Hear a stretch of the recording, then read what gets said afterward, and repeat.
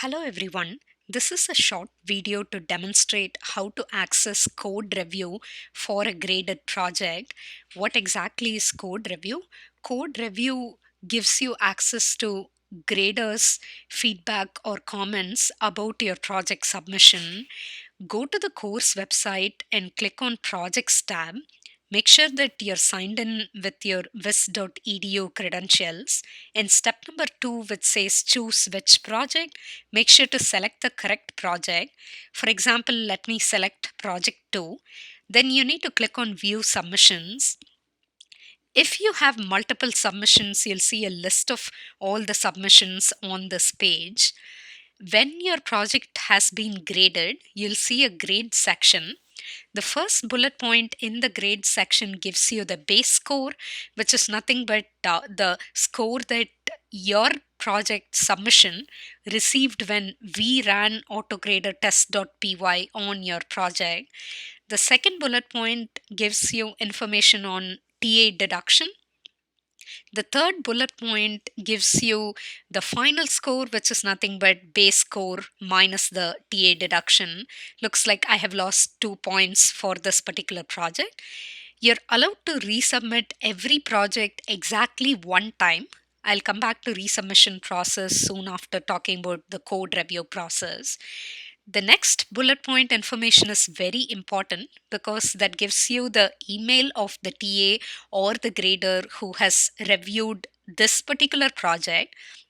Every project submission will be graded by a different TA or a grader. So it is important that you go to the corresponding project submission page to access this information about the email of the reviewer for the given project. You'll be needing this for the resubmission process. I'll come back to resubmission process shortly after going through the code review walkthrough. The next section is going to give you access to the test results. This is the output from the autograder test.py. You can go through the output, which gives you a detailed test case result for every single question. Below that, you're going to see a general reviewer comments section. In this section, you should see a summary of all the questions where the TA or the grader has written a comment or made a deduction.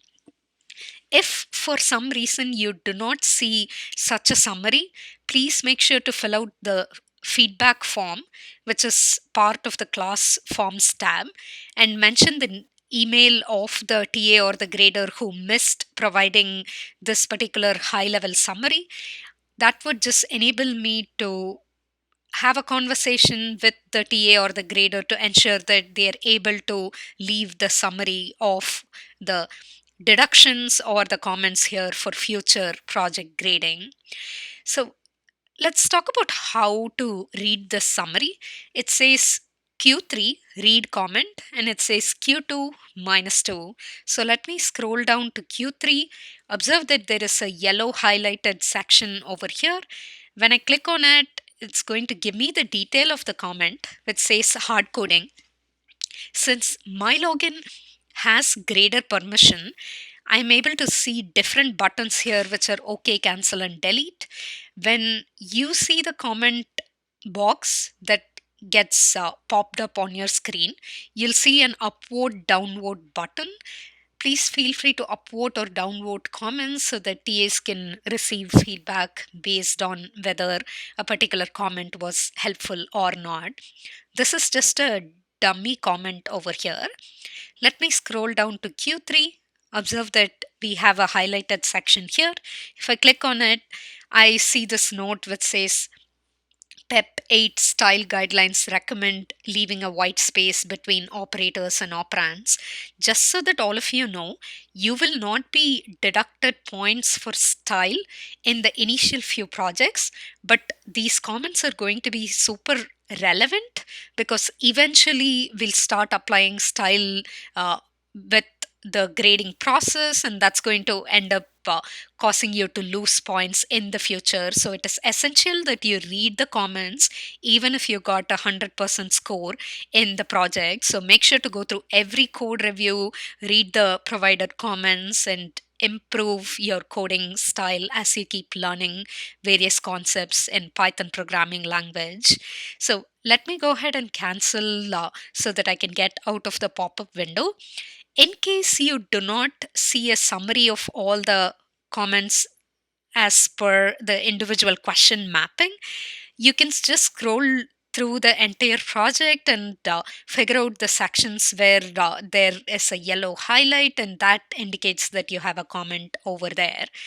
So, as I mentioned, every project can be resubmitted exactly once. So, let me go through the resubmission process. Once you go through the comments, you'll know what you need to fix in order to get a better score. If that is not clear, please make sure to attend one of the TA officers in room 1302 or in room 1289. Go talk to a TA or a peer mentor. One of them should be able to help you understand the provided comments so that you can ensure that you have addressed the provided comments. So, once you address the provided comments, how do you make a resubmission? Go back to projects, select the relevant project, and upload your updated copy of main.ipynb file, and then go ahead and click on submit. That is all that will be needed for the submission part. So let me talk about the grading part. Once you submit your updated version of the main notebook file, which has all the feedback comments addressed, you need to go to the class forms tab. In that, you need to find grading issues form. Let me open it in a new tab. So the grading issues form will ask you a bunch of questions, which project you want the regrading for, and then what score do you think you should get, and also other relevant details. It also requests an email of the grader or the TA. For this information, you need to look at your code review. So make sure to go back to projects, select the relevant project, and click on view submissions. Recall that there is a reviewer contact email. You need to copy paste this reviewer's email. This needs to be done correctly. Every project will have its own reviewer. So make sure to select the correct project, find the reviewer email information, and fill out the resubmission request form.